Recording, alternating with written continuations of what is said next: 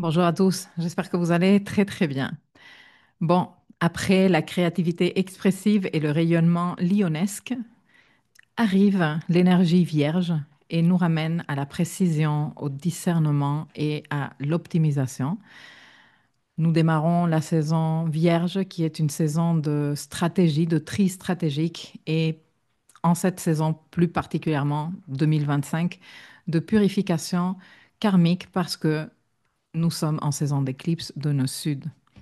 Le focus solaire, pendant le transit du Soleil en Vierge, bascule vers l'efficacité, la productivité, la clarté.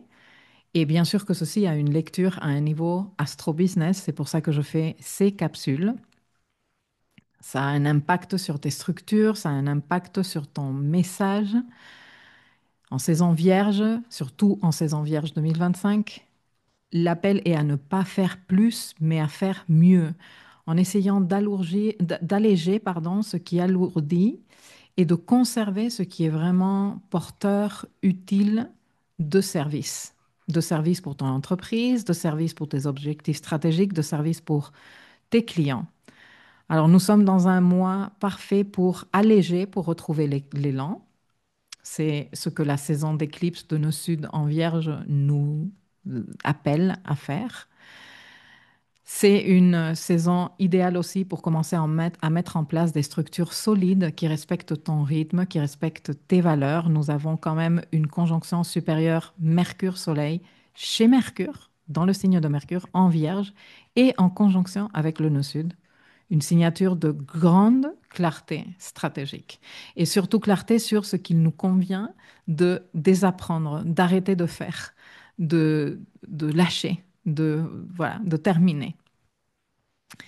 Et puis nous avons un premier sextile qui se perfectionne en saison vierge, un sextile Uranus-Neptune. Nous en aurons 5 au total dans cette série, qui est vraiment un sextile de innovation et d'inspiration. C'est un sextile qui nous invite à démarrer des processus innovatifs qui porteront des résultats sur les 3, plus ou moins 2 à 3 prochaines années. Chaque saison, j'étudie ce top 3 des événements astrologiques avec une approche business. Moi, je m'en sers à un niveau entrepreneur. J'ai décidé il y a bientôt un an ou plus, je ne me rappelle plus, de commencer à partager ça avec vous. En tant qu'entrepreneur, je ne me sers jamais du climat astral comme un, un outil de un truc. En tant qu'entrepreneur, moi, je pense que l'intérêt est toujours de jouer dans the long game, comme on dit en anglais, le jeu long, non? Et c'est pour ça que la plupart des aspects dont je parle sont à caractère moyen et long terme. D'ailleurs, dans le tableau de bord de la saison, dans le tableau de bord de chaque saison, il y a une section dédiée spéciale pour l'astrologie, pour entrepreneurs. Et dans cette section, tu trouveras des informations de complémentaires sur ce que sont en train de faire les planètes lentes, parce qu'on aime bien travailler avec ce focus sur la durée. Alors oui, je ne suis pas en train de te dire qu'il n'y a pas des dates à saisir. Et dans la leçon qui complémente celle-ci, dans là où je vais plus en profondeur, je te laisse, par exemple, les dates des rendez-vous de Mercure. Nous sommes en saison mercurienne, en saison vierge, et donc connaître certaines dates est d'intérêt. Il est aussi utile de savoir, pour éviter de faire des rendez-vous super importants ou de caler ces jours-là des signatures importantes, de connaître, par exemple, les vides lunaires, les vides de course lunaire. Ça, c'est le genre de choses qui, oui, sont plus précis et se passent vraiment sur une journée ou quelques heures. Mais de manière générale, quand moi je fais l'analyse de l'énergie qui est disponible et qui se met à notre disposition au cours de chaque saison, j'aime garder en tête ça, le moyen long terme, non? Et les clés que je fournis vont dans ce sens.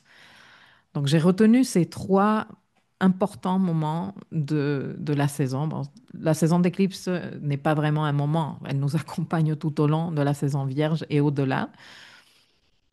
Et je me suis posé la question, pourquoi ces transits sont importants pour l'entrepreneur? Quelle lecture focalisée business pourrait-on leur donner, parce qu'on peut leur donner différents types de lectures, comment se servir de cette énergie disponible.